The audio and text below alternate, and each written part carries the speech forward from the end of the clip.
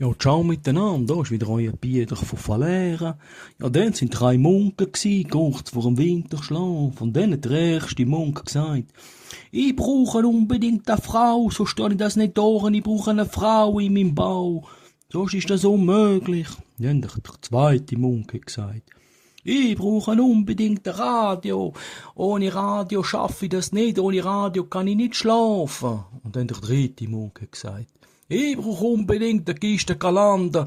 Denn wenn ich nichts zum Saufen habe, dann kann ich nicht schlafen. Ja, und dann ist passiert, was passiert ist. Die sind in ihren Bau gegangen und sind in einen tiefen Winterschlaf gefallen. Und als sie wieder aufwachen, hat der erste Munk gesagt, wo ist meine Frau? Wo ist meine Frau? Wer hat meine Frau weggenommen? Dann ist der zweite aufgewacht und sagt, wo ist mein Bier? Wo ist mein Bier? Wer hat mein Bier ausgesoffen?